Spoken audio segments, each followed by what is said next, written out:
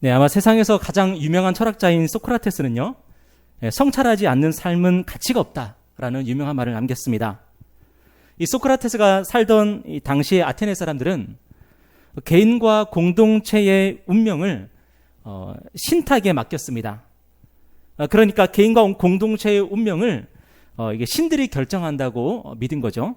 그리고 자신들이 살아왔던 그 삶의 관습대로 할아버지가 살아왔고 아버지가 살아왔던 그러한 삶의 방식대로, 그리고 할아버지가 가치 있다고 생각했고 아버지가 가치 있다고 생각했던 그러한 가치를 추구하면서 그렇게 살았습니다. 그러니까 아테네 시민이면은 아테네 시민다운 어떤 전형적인 뭔가가 있었던 거죠. 전형적인 삶이. 그런데 이 소크라테스는 다르게 생각을 했습니다. 우리 각자는 자기 삶을 성찰하고 검토하고 반성하면서 살아야 된다고 가르쳤습니다. 우리 각자가 철학적인 사유를 통해서 진리를 추구하며 살아야 된다고 그렇게 가르쳤던 거죠. 여러분, 우리도 마찬가지라고 생각을 합니다. 우리가 최소한의 안전을 보장받기 위해서 우리가 선택하는 게 뭐죠? 최소한의 안전을 위해서. 그것은 뭐냐면은 다른 사람들이 하는 대로 살아가는 것입니다. 다른 사람들이 초등학교 들어가니까 나도 들어가고, 중학교 가니까 나도 중학교 가고, 고등학교 가니까 나도 고등학교 가고, 대학을 가니까 저도 대학을 갔습니다. 아무 생각 없이 그냥 그렇게 하나보다 하면서 그렇게 살았습니다. 그런데 제가 깜짝 놀란 게 뭐냐면은 대학에 가보니까 검정고시 출신들이 꽤 많더라고요. 물론 다른 사람들이 하는 대로 한다고 해서 그게 다 나쁘다는 얘기는 아닙니다. 하지만 우리가 그 일을 하기 전에 반드시 해야 될 게 있는데 그게 뭡니까? 바로 성찰하는 거라는 거죠. 생각하는 것입니다. 그리고 무엇보다 중요한 게 뭐냐면 하나님이 기뻐하실까? 이게 하나님의 뜻일까? 하나님께 여쭤보는 거죠. 예수를 믿는 것은 우리 삶을 하나님께 맡기는 것입니다. 그죠? 예수 믿는다고 하면서 내 삶은 내 거야 라고, 또 내가 전부 다 주관하는 거야, 그렇게 생각하는 사람은 없을 겁니다. 그런데 우리 삶을 하나님께 맡긴다는 것은 그것을 핑계로 소극적이고 수동적으로 살아가는 것은 전혀 아니에요. 하나님께 맡겼으니까 나는 아무것도 안 한다. 여러분, 그거 아닙니다. 끊임없이 우리 스스로를 성찰하고 반성하면서 하나님의 뜻을 쫓아 살아가려고 애쓰고 몸부림을 치는 거예요. 로마서 12장 2절, 너희는 이 세대를 본받지 말고 오직 마음을 새롭게 함으로 변화를 받아 하나님의 선하시고 기뻐하시고 온전하신 뜻이 무엇인지 분별하도록 하라. 하나님은 우리가 하나님의 선하시고 기뻐하시고 온전하신 뜻이 무엇인지 분별하기를 원하세요. 여러분, 이게 쉽습니까? 어렵습니까? 너희는 이 세대를 본받지 말고. 여러분, 이 세대를 본받고 그냥 살아가면요, 좀 쉬워요. 남들이 살아가는 그걸 보면서 나도 따라가면은 좀 쉬워요. 그런데 하나님은 우리에게 무엇을 명령하시냐면은 이 세대를 본받지 말고, 이 세상 사람들이 그렇게 한다 그래서 네가 그렇게 하는 거 아니야. 이 세상 사람들이 그걸 먹는다 그래서 네가 그걸 먹는 거 아니야. 이 세대를 본받지 말고. 그러면은 그 다음에 우리는 뭘 해야 되죠? 이 세상 사람들을 본받지 않으려면, 이 세상 사람들을 따라 살지 않으려면은 대안이 있어야 될 거 아니에요. 나는 어떻게 살아야 되는가? 하나님은 나에게 무엇을 원하시는가? 그게 있어야 될 거 아니에요? 여러분, 이것을 분별해야 된다는 거예요. 다니엘은 바로 그런 삶을 살았던 사람이에요. 다른 많은 사람들이, 동료들이 다 주는 대로 먹었어요. 근데 다니엘이 어떻게 했죠? 왕이 주는 그 음식을 거절했어요. 여러분, 다른 모든 사람들이 다 그렇게 하는데, 그러면 그렇게 살아가면 쉬운데, 다니엘은 뭘 하기 시작했냐면은 이 세대를 본받지 말고 하나님의 선하시고 기뻐하시고 온전하신 뜻이 무엇인지를 분별하기 시작했어요. 여러분, 그런데 하나님의 선하시고 기뻐하시고 온전하신 뜻을 어떻게 분별할 수 있었을까요? 다니엘이 하나님의 말씀에 정통했기 때문에 그래요. 여러분, 하나님의 말씀만이 우리가 이 세대를 본받지 않고 우리가 어떻게 살아가야 되는지를 가르쳐 줍니다. 여러분, 우리가 하나님의 말씀을 멀리하면요, 명심하십시오. 우리는 자연스럽게 이 세대를 본받게 됩니다. 세상 사람들이 살아가는 그러한 삶을 우리는 따라 살아가게 됩니다. 그래서 하나님의 말씀을 가까이 해야 되는 거예요. 하나님의 말씀이 나의 생각과 나의 마음을 지배하도록 여러분이 내어드려야 되는 거예요. 오늘 본문에서도 하나님은 우리가 지혜 없는 자가 아니라 지혜 있는 자, 지혜로운 자같이 살아야 된다고 말씀하고 계세요. 그런데 우리가 지혜 있는 자같이 살아가기 위해서 중요한 게 뭐죠? 바로 어떻게 행할지를 자세히 주의하는 거예요. 우리 15절 말씀 우리 다 같이 한번 읽어볼까요? 자, 큰 소리로 한번 읽어보겠습니다. 15절입니다. 시작. 그런즉 너희가 어떻게 행할지를 자세히 주의하여 지혜 없는 자같이 하지 말고 오직 지혜 있는 자같이 하여. 여러분, 자세히 주의하라는 게 뭐예요? 자세히 주의하라는 거. 여러분, 원문을 보면은 집중해서 보라는 거예요. 집중해서 보라. 자세히 주의해야지, 집중해서 봐야지 지혜롭게 살아갈 수가 있다는 거죠. 여러분, 그렇다면 우리가 무엇을 집중해서 봐야 될까요?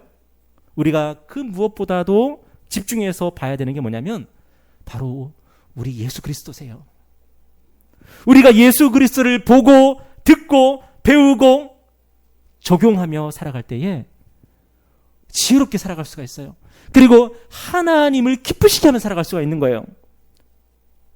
고린도전서 1장에 보면은 너희는 하나님으로부터 나와서 그리스도 예수 안에 있고 예수는 하나님으로부터 나와서 우리에게 지혜와 의로움과 거룩함과 구원함이 되셨으니. 여러분, 예수님은 우리의 무엇이 되셨습니까? 예수님이 우리의 지혜가 되셨다는 거예요. 어떻게 살아야 되지? 예수님을 보십시오. 내가 오늘 뭘 먹어야 되지? 예수님을 보십시오. 내가 오늘 누구랑 교제해야 되지? 예수님을 보십시오. 내 인생을 내가 어떻게 살아야 되지? 하나님을 기쁘시게 할 수 있을까? 예수님을 보십시오. 예수님을 보고 배우고 그리고 그것을 자기 삶에 적용하며 살았던 사람이 사도 바울 아닙니까? 예수밖에 모르는 사람, 예수만 보는 사람, 그래서 자신의 전 생애를 하나님께 드리면서 하나님을 기쁘시게 하는 산 제물로 드릴 수 있었던 사람, 예수만 봤기 때문에 그게 가능했던 거거든요. 요한복음 1장에 보면은 예수께서 이르시되 와서 보라. 그러므로 그들이 가서 계신 데를 보고 그날 함께 거하니 때가 10시쯤 되었더라. 예수님이 세례 요한의 제자들에게 뭐라고 말씀하셨습니까? 와서 보라. 와서 보라. 와서 보라. 우리가 매일 성경을 읽고 묵상하고 기도하는 이유가 뭡니까? 여러분, 그것을 종교적인 형식으로 만들지 마시고 그냥 관습으로 만들지 말고 여러분이 성경을 읽을 때마다 큐티할 때마다 여러분이 기도에 무릎을 꿇을 때마다 여러분 간절히 예수님을 찾으십시오. 내가 예수님 만나고 싶습니다. 내가 예수님을 듣고 싶습니다. 보고 싶습니다. 배우고 싶습니다. 여러분, 우리가 그 모든 것을 하는 이유는 뭐냐면 우리가 예수님께로 나가기 위해서고 예수님을 보기 위해서 그 모든 것들을 하는 거예요. 여러분, 우리가 예수님을 보고 들으면서 배워야 될 게 있습니다. 그게 뭐냐면 바로 열매 맺는 삶이에요. 여러분, 우리 예수님을 보면은 예수님의 삶에서 하나님이 기뻐하시는 열매들이 얼마나 많이 맺혔는지 몰라요. 예수님이 이 땅을 살아간 그 삶은요, 겨우 30세 정도밖에 안 됐지만 예수님의 열매는 그 누구와 비교할 수 없을 정도로 하나님께 많은 열매를 올려드렸죠. 여러분, 삶이 긴 게 중요한 게 아니라 우리의 삶의 전 생애를 통해서 하나님께 뭘 올려드렸냐, 여러분, 그게 중요한 게 아니겠습니까? 우리 예수님이요, 자신의 삶을, 자신에게 주어진 생애를, 자신에게 주어진 모든 시간을 통해서 하신 일이 뭐냐면 하나님께 열매를 맺어서 올려드렸던 거예요. 하나님을 기쁘시게 했던 거예요. 이는 내가 사랑하는 자요, 내가 기뻐하는 자라. 하나님께서 예수님을 보시면서 정말로 기뻐하실 수 있었던 이유가 뭐냐면 예수님이 이 땅에 오셔서 하나님 아버지를 위해서 맺어드렸던 수많은 열매들 때문에 하나님을 기쁘시게 할 수 있었던 거죠. 여러분, 열매 맺는 것과 반대가 뭘까요? 열매 맺는 것과 반대는 뭐냐면 nothing, 아무것도 없는 겁니다. 아무것도 없는 겁니다. 여러분, 하나님이 가장 미워하시는 것, 하나님이 가장 싫어하시는 게 뭐냐면 바로 아무것도 없는 것입니다. 여러분이 아시는 것처럼 예수님이 열매 없는 무화과 나무를 어떻게 하셨어요? 저주하셨잖아요. 그죠? 그 무화과 나무가 열매를 맺지 못함을 보고 예수님이 저주하지 않으셨습니까? 하나님이 가장 싫어하시는 게 뭐냐면 열매 없는 거예요. 창세기 1장을 보면은 본래 이 세상은 어떤 모습이었습니까? 공허였습니다. 아무것도 없었다는 거예요. 그런데 창조주 하나님께서 무슨 일을 하셨죠? 무에서 유를 창조하셨습니다. 하나님이 제일 싫어하는 게 뭐냐면 아무것도 없는 거거든요. 아무것도 없는 거. 그래서 하나님께서 이 세상을 창조하셨어요. 이게 하나님이 선하시고 기뻐하시고 온전하신 뜻이거든요. 여러분, 하나님은요, 이 세상이 열매로 가득하기를 원하세요. 우리 삶이 열매로 가득하기를 원하세요. 제일 나쁜 게 뭐냐면은 땅을 사놓고 그 땅에다가 아무것도 안 하는 사람. 투자 또는 투기를 한다고 땅을 사놓고 그 땅에 아무것도 안 하는 사람. 하나님이 가장 미워하는 사람일 것 같아요. 여러분, 여러분의 삶에는 열매를 맺고 있습니까? 아니면은 아직은 열매 맺지 못했지만 하나님께 열매를 올려드리기 위해서 몸부림치고 있습니까? 땅을 갈고 있습니까? 씨를 뿌리고 있습니까? 물을 주고 있습니까? 여러분, 그래서 중요한 것이 뭐냐면 오늘 16절 말씀이에요. 한번 읽어볼까요? 16절입니다. 시작. 세월을 아끼라 때가 악하니라. 여러분, 세월을 아끼라를 직역하면은, 원문을 직역하면은 무슨 뜻이 되냐면 시간을 사라, 시간을 구원하라, 그런 뜻이 돼요. 여러분, 우리가 가만히 있으면은 시간은 우리 삶에 열매를 맺도록 도와줍니까? 우리가 가만히 있으면은 결코 그렇지 않다는 거예요. 여러분, 하나님께서 우리에게 각자에게 일정한 시간을 선물로 주셨는데 우리가 가만히 있으면 열매를 맺을 수 있는 게 아니에요. 하나님이 무에서 유를 창조하신 것처럼, 그리고 모든 악한 일들을 합력하여 선으로 바꾸어 나가시는 것처럼 우리도 무에서 유를 창조하는 일, 모든 악한 일들을 선으로 바꾸어 나가는 그 일, 우리가 그 일들을 하면서 살아갈 때에 우리의 삶의 열매들이 맺힐 수가 있는 거예요. 여러분, 아무것도 없다 그래서 가만히 있으면 안 되는 거예요. 아무것도 없어서 가만히 있으면 되는 것이 아니라 하나님께 은혜를 구하면은 아무것도 없는 그곳에 여러분이 뭔가를 만들어낼 수 있도록 도와주실 거고, 내 삶이 악한 일로 가득하고 내 삶이 정말로 나쁜 것들로 가득하다 그럴 때에 하나님께 은혜를 구하면 하나님이 우리 일을 도와주셔요. 그래서 합력해서 선을 이루도록 만들어 나가셔요. 여러분, 우리가 믿는 하나님은 창조주 하나님 아니십니까? 그죠? 무에서 유를 만들어내신 하나님이시고 이 세상의 어둠에서 빛을 내신 하나님이 아닙니까? 우리가 그 하나님을 믿고 의지하면서 하나님께 은혜를 구하면서 나아가면 우리의 삶이 변화가 되고 우리의 삶에 열매가 맺힐 수 있는 것 아닙니까? 사무엘하 1장을 보면은 다윗 왕이요, 이제 전쟁터에 나갈 때가 됐어요. 왕들이 출전할 때가 됐어요. 왕들이 군대를 이끌고 이제 전쟁을 하는 그 시즌이 됐는데, 그때 이스라엘 군대가 암몬 군대와 전쟁을 합니다. 그런데 다윗이 어떻게 하냐면은 부하들만 전쟁터로 보내고 자기는 전쟁터에 나가질 않아요.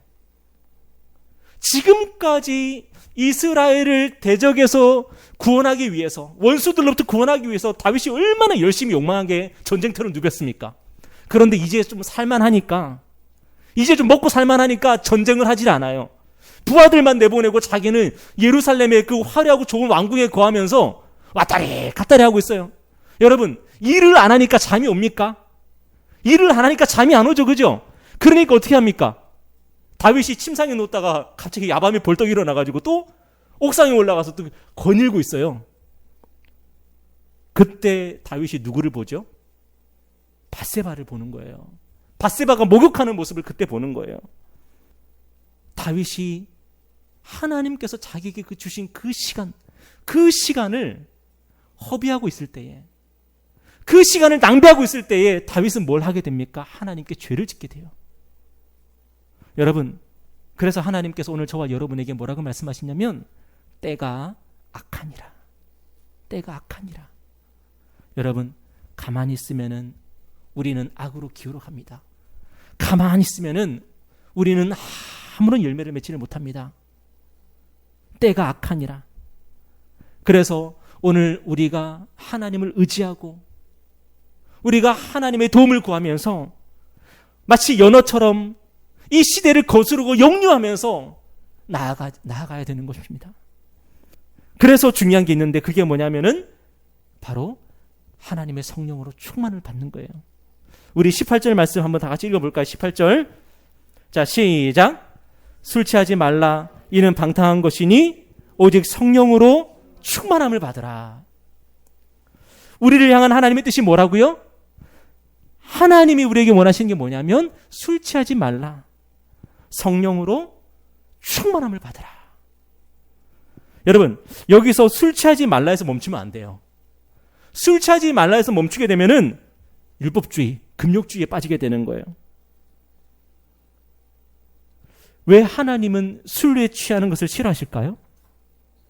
하나님이 술에 취하는 걸 싫어하는 이유는 뭐냐면 우리가 방탕해지기 때문에 그래요. 여러분, 방탕한 게 뭘까요? 방탕한 거는 허랑방탕하다는 얘기인데 다시 말해서 아무런 열매를 맺지 못한다는 겁니다. 여러분, 하나님이 가장 싫어하는 게 뭐라고요? 열매 없는 것. 하나님이 가장 싫어하는 게 열매 없는 건데 우리가 술에 취해서 살아가면은 하나님이 기뻐하실 열매를 맺지 못한다는 겁니다. 여러분, 술과 성령은 공통점이 있습니다. 공통점이 뭐냐면은 술과 성령은 모두 우리에게 기쁨을 주지요. 맞습니까? 술을 마시면은 기쁘잖아요. 근데 성령도요, 우리에게 기쁨을 주시잖아요. 그리고 술과 성령은요, 모두 다 우리를 지배하고 다스리게 됩니다.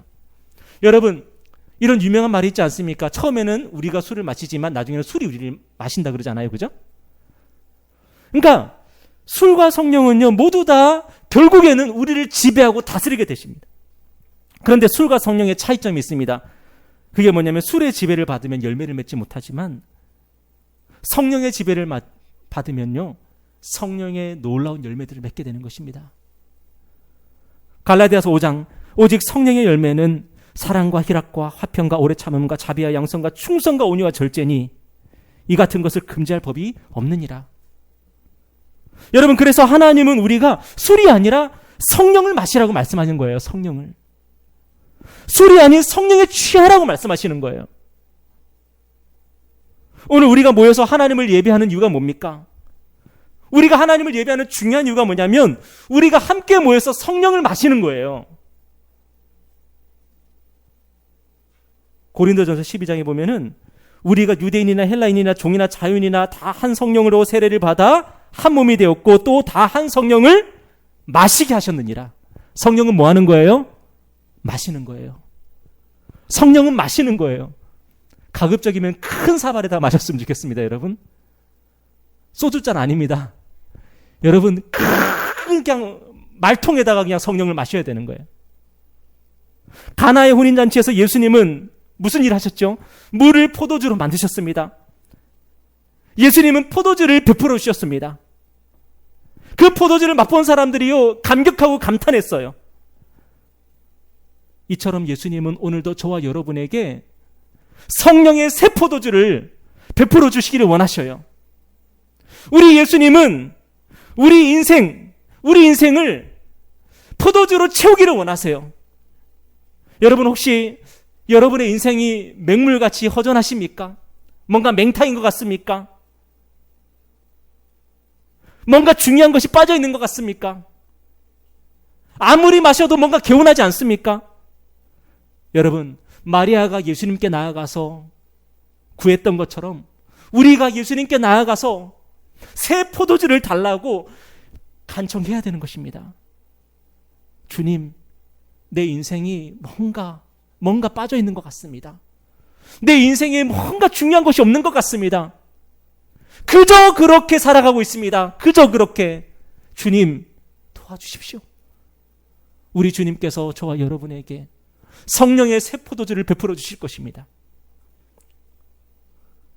데살로니가전서 5장, 성령을 소멸하지 말며. 무슨 말입니까? 늘 성령에 취해 있으라는 거예요. 늘 성령에 취해 있으라는 거예요. 그래서 여러분, 이런 모임이 중요한 거예요.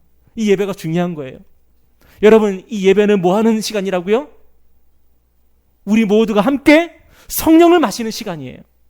우리가 함께 모여서 하나님의 말씀이 선포되고 복음이 선포되고 하나님께서 여러분 안에 주신 믿음으로 그것을 받아들일 때에 하나님의 성령이 역사하십니다. 우리가 성령을 마시면서 우리가 하나가 되는 거예요. 여러분, 술에 취한 사람들 보니까 하나가 되더라고요.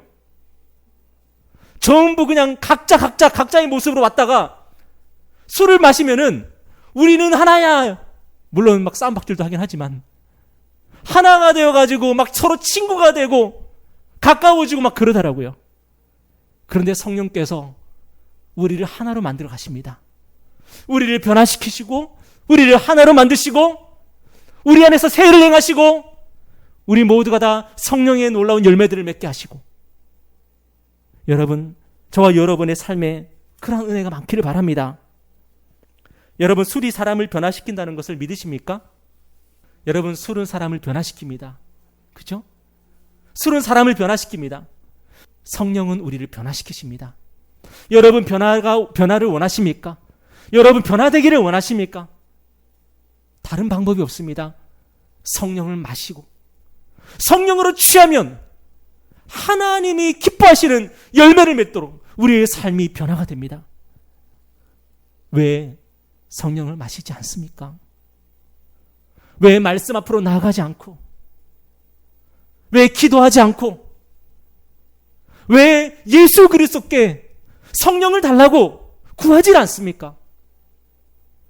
예수님이 우리에게 성령을 베풀기 위해서 오셨는데 왜 그분이 우리에게 가장 하시기를 원하는, 가장 기뻐하시는 그 일을 구하지 않습니까? 돈을 달라고 구하는 사람은 많습니다. 자식 잘 되게 해달라고 구하는 사람은 많습니다. 그런데 성령을 달라고 구하는 사람이 별로 없어요. 우리 19절부터 21절 말씀 한번 읽어볼까요? 여러분, 이런 삶으로 변화되고 싶지 않으십니까? 시와 찬송과 신령한 노래를 서로 주고받고 우리의 마음으로 주님을 노래하고 찬송하고 예수 그리스도의 이름으로 항상 하나님께 나아가서 불평하는 게 아니라 원망하는 게 아니라 감사하며 그리스도를 경외함으로 서로 순종하고 복종하고. 여러분, 이렇게 살아보고 싶지 않으십니까? 성령은 우리의 삶에 찬양으로 감사로 채우십니다. 성령은 불평과 원망이 가득했던 우리의 입술에 감사를 채우십니다. 성령은 절대로 다른 사람 섬기기 싫고 다른 사람에게 순종하기 싫었던 그런 우리의 강팍한 성품을 변화시키셔서 순종의 사람으로, 온유한 사람으로, 겸손한 사람으로 우리를 만들어 가십니다. 우리의 결심으로 우리는 절대로 변화되지 않습니다. 우리가 마음을 굳게 먹는다 그래서 우리가 그렇게 변화되는 것이 아닙니다. 우리는요, 타고난 성품대로 살아요. 타고난 성품대로 살다가 가는 거죠. 그런데 성령께서 우리에게 충만하게 역사하기 시작하시면요, 우리는 타고난 성품대로 살아가는 것이 아니라 예수 그리스도의 성품을 닮아가기 시작하는 거예요. 여러분, 우리는요, 우리가 생각하는 것보다 훨씬 악하고 교만한 사람들입니다. 아마 우리도 우리의 실체를 한 번도 보지 못했을 수도 있어요.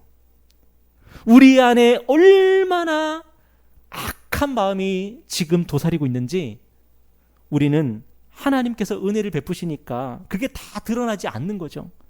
그런데 만약에 하나님께서 우리를 궁지로 몰아넣으시면은 우리 안에 온갖 악한 것들이, 온갖 교만한 것들이 우리 안에서 막 터져 나올 거예요. 여러분, 베드로가 그렇지 않았습니까?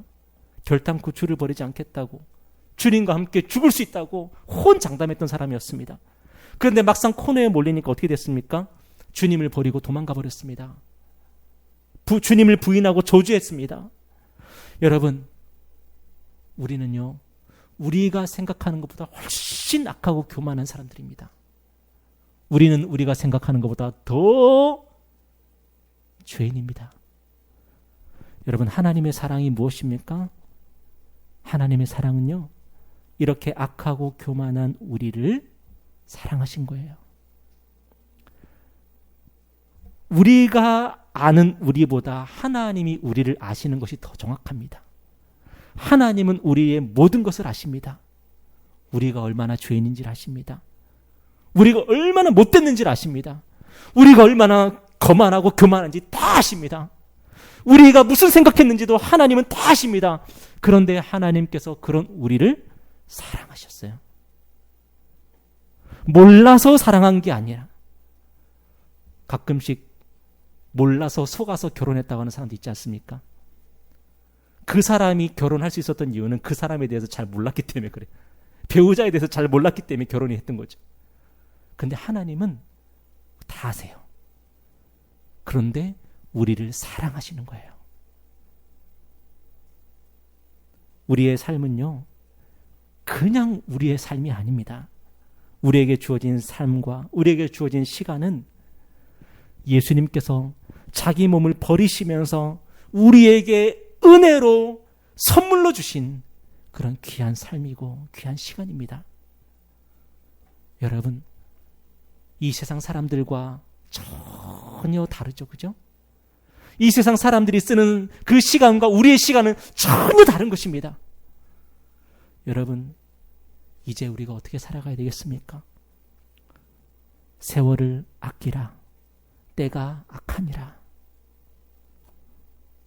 술 취하지 말라.